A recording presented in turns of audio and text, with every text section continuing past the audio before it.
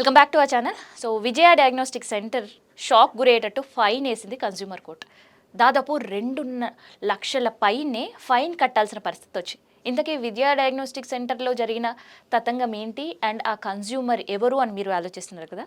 So ఆ వీడియోలో నేను మీకు చెప్తాను. సో జీవితంలో ప్రతి ఒక్కరూ ఏదో ఒక డయాగ్నోస్టిక్ సెంటర్కి వెళ్ళని తప్పని పరిస్థితులు ఉన్నాయి. సో ఆరోగ్యరీత్యా కొన్నిసార్లు మనం బ్లడ్ టెస్ట్కి వెళ్ళొచ్చు, కొన్నిసార్లు స్కానింగ్కి వెళ్ళొచ్చు, ఇంకా హఠాత్ పరిణామాల్లో ఇంకేదైనా వెళ్ళొచ్చు.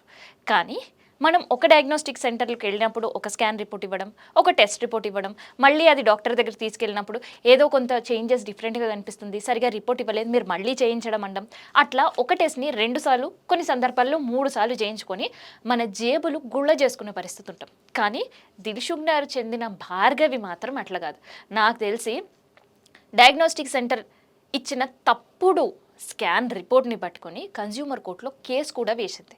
సో దాని విచారణ జరిపిన తర్వాత ఆ ఎవిడెన్స్ చూసిన తర్వాత విజయ డయాగ్నోస్టిక్ సెంటర్కి 2 లక్షల జరిమానా వేయడం అండ్ ఈ కోర్టు ఖర్చులు ఏవైతే ఉన్నాయో 20,000 కూడా మీరే భరించాలని, ఆ స్కాన్ రిపోర్ట్ ఛార్జెస్ భార్గవి ఏదైతే కట్టిందో 1700 అవి కూడా మీరే చెల్లించాలి అంటూ ఒక షాకింగ్ నిర్ణయం జడ్జ్మెంట్ ఇచ్చింది. ఇంతకీ ఈ కేసులో ఏమైంది అంటే భార్గవి అనే ఒక మహిళ ప్రెగ్నెంట్తో ఉంది.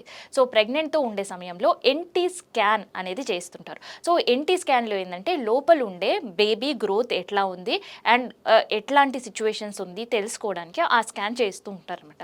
సో అట్లే ఈ భార్గవి కూడా విజయ డయాగ్నోస్టిక్ సెంటర్కి వెళ్ళి ఆ స్కాన్ చేయించినప్పుడు ఎవ్రీథింగ్ ఫైన్, చాలా బాగుంది అంటూ ఒక రిపోర్ట్ ఇవ్వడం జరిగింది. కానీ అదే రిపోర్ట్ డాక్టర్ దగ్గర చూపించినప్పుడు సేమ్ సీన్, ఒక టెస్ట్లు 2 సార్లు చేయించడం, 3 సార్లు చేయించడం మీకు అనుభవం ఉంటుంది కదా. సో భార్గవి కూడా అట్లాంటి అనుమానమే జరిగింది అండ్ అదే స్థాయి పరిస్థితి ఎదుర్కోవాల్సి వచ్చింది. సో మళ్ళీ అదే టెస్ట్ చేయించడం జరిగింది. సో ఆ రెండోసారి స్కాన్ రిపోర్ట్ చేయించినప్పుడు ఏదైతే తన కడుపులో పెరుగుతున్న బేబీకి సంబంధించిన మెడ పైన దాదాపు 11 mm సిస్ట్, అంటే ఒక గడ్డలాగా మెడపైన 11 mm ఉంది. సో ఇకపై ఆ బేబీ గ్రోత్కి ఆ సిస్ట్ అడ్డు రావడం కావచ్చు అండ్ డెలివరీ తర్వాత కూడా చాలా ప్రాబ్లమెటిక్ సిచ్యువేషన్స్ ఉంటాయి. ఈవెన్ డెలివరీ టైంలో తల్లికి కూడా ప్రమాదం పొంచి ఉంది అని డాక్టర్ చెప్పారు. సో ఆ డాక్టర్ చెప్పిన తర్వాత ఫ్యామిలీ మెంబర్స్ అందరూ కూడా షాక్ అయిన పరిస్థితి. ఏంది విజయ డయాగ్నోస్టిక్ సెంటర్లో మనం చేసిన రిపోర్ట్ ఏమో ఇలా ఉంది అండ్ బయట చేయించిన రిపోర్ట్ ఇలా ఉంది ఏంటి అని.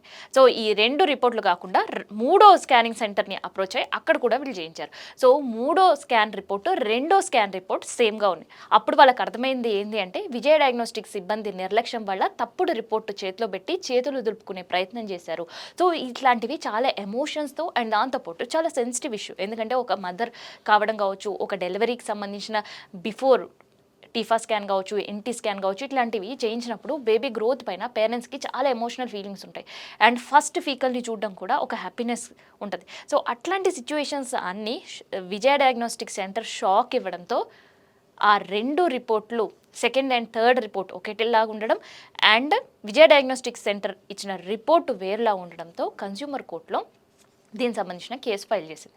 సో జడ్జ్మెంట్ సమయంలో ఈ 2 రిపోర్ట్లు తను బయట చేసిన డయాగ్నోస్టిక్ సెంటర్కి సంబంధించి అండ్ ఈ 2 రిపోర్ట్ల ఆధారంగా తన అబార్ట్ అవ్వడం అండ్ దాంతోపాటు అబార్ట్కి కారణాలు ఇవన్నీ కూడా జడ్జ్ ముందు పెట్టడంతో పూర్తిగా విజయ డయాగ్నోస్టిక్ సంబంధించిన అక్కడ పనిచేసే వాళ్ళ నిర్లక్ష్యం కారణంగా ఇది జరిగింది అని నమ్మి వాళ్ళకి 2 లక్షల రూపాయలు జరిమానా వేశారు. జరిమానాతో పాటు ఏదైతే ఈ కోర్టులో కొట్లాడడానికి అడ్వకేట్ ఫీజు ఏదైతే 20,000 చెల్లించిందో అది భార్గవికి ఇవ్వాలి అండ్ దాంతోపాటు ఆ ఎన్టీ స్కాన్ సంబంధించిన 1,700 రూపాయలు కూడా తనకి మీరు ఇవ్వాల్సి ఉంటుంది అని హుకుం జారీ చేసింది అండ్ అది కేవలం 2 వారాల లోపు చెల్లించాలి అంటూ కూడా ఒక రూల్ అండ్ రెగ్యులేషన్ లాంటిదే చెప్పింది కోర్టు.